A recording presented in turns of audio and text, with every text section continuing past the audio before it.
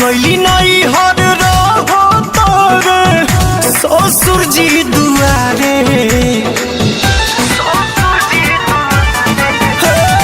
सास गईली नहीं हर रहो तोरे ससुर जी दुआरे देखे लो जब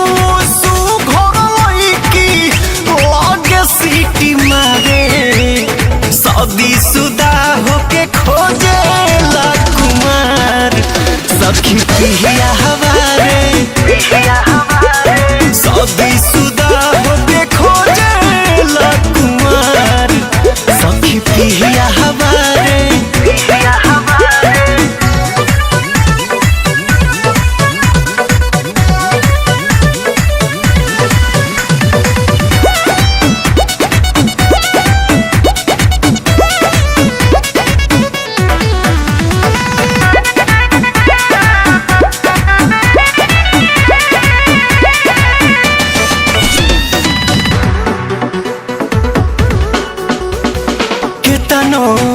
गरियाई कोनो असर नहीं बावे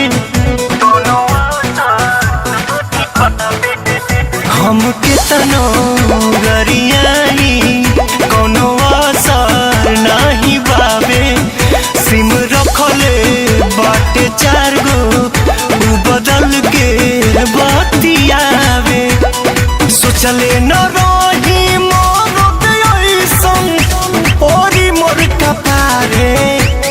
शादी शुदा होके खोजे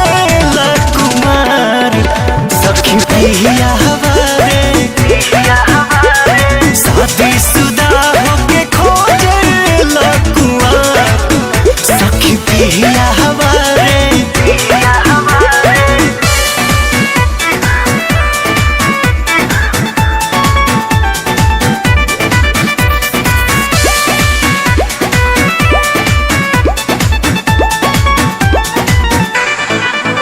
कॉलेजिया